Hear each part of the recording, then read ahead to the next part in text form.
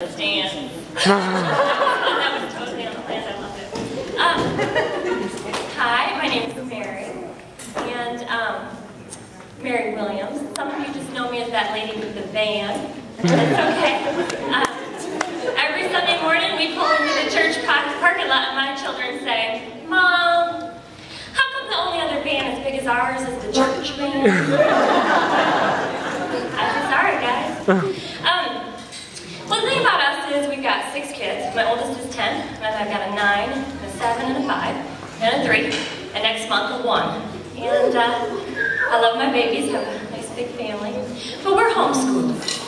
And I realize that disconnects us from a large part of the world, and I can live with that. And no matter how you feel about homeschooling,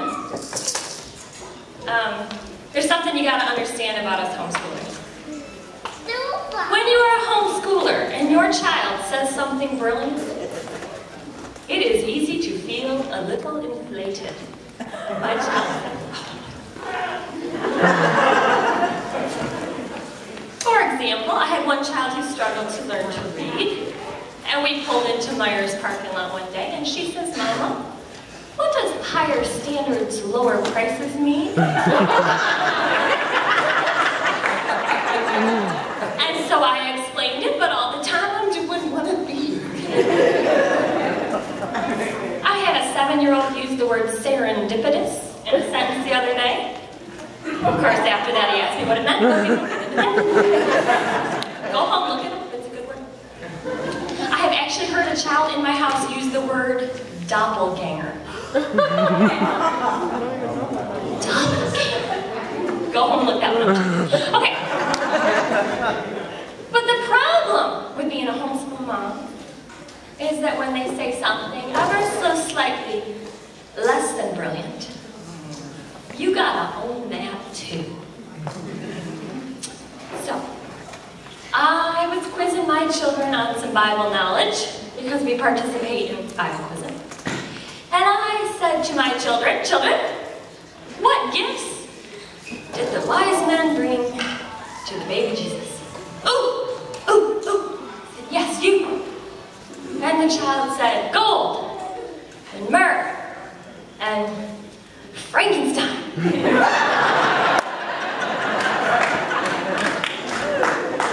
Which I don't know about you, but that changes my picture of the nativity just a little.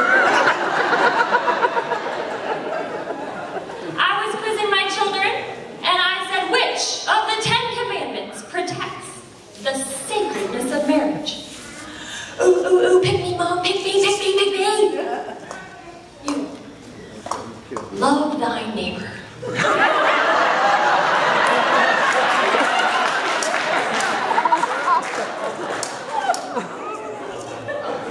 I was teaching my children about the fruits of the Spirit.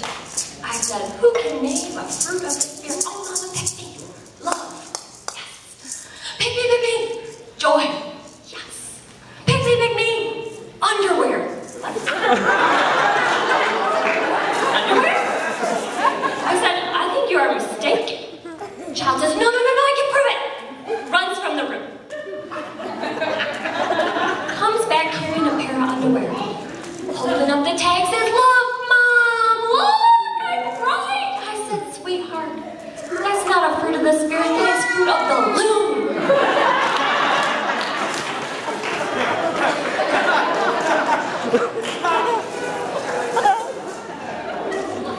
Now, we don't just do biblical education. I have taught my children about maps.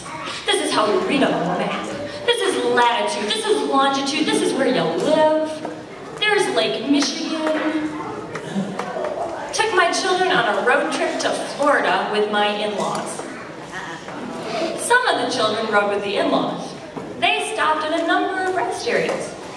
And at every rest stop, my diligent homeschool understanding in-laws would stop at the map and say, "Look at the map." And after about the 4th rest stop, one of my children looks at the grandparent and says, "How do they always know where we are?" You are here.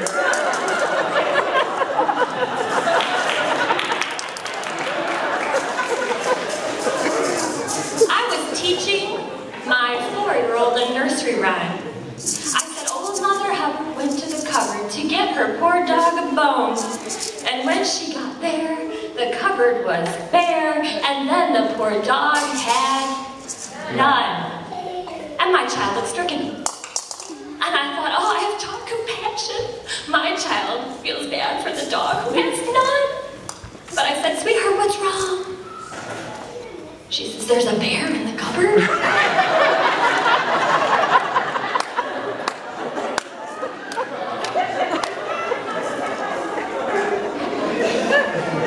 And I'll just tell you, I may have children who can use words like doppelganger and serendipitous, but I did not expect on a Sunday afternoon to get into my van loaded up with my children. I turned to my husband, I said, because Sunday afternoon lunch is leftovers. I said to my husband, there's not a lot in the fridge. It's going to be slim pickings for lunch today. I hear a voice from the back seat, no! I hate slim pickings! I love mac and cheese and I love pickles, but I don't like slim pickings.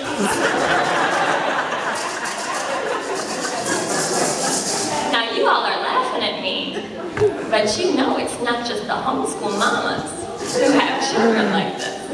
You know this. My mother-in-law teaches a Sunday school class, and she was teaching her class, this is the preschooler, she's teaching her little preschool class about Jesus coming to Jerusalem, riding on a donkey. And the people were yelling, Hosanna, Jesus, Hosanna. And a child in her class says, Hosanna. Like, is that the donkey's name? I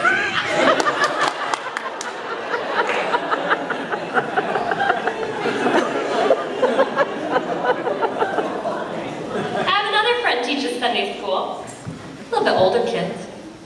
She was teaching them about Lazarus. Now there's a story there. Lazarus is sick. The friends say to Jesus, come and heal Lazarus, he's really sick. And if you've been reading your Bible, you know Jesus takes his time and doesn't show up till Lazarus has been 3 days in the grave, starting to smell. But before they put him in the grave, what did Lazarus' friends do? Of course, they wrap the body, clean the body, they use their oils and their spices. There's a lot of routine for these burials. And my friend asked the class, what do you think his friends thought when Jesus showed up and raised Lazarus from the dead? Oh. She says, he says, all that work for nothing.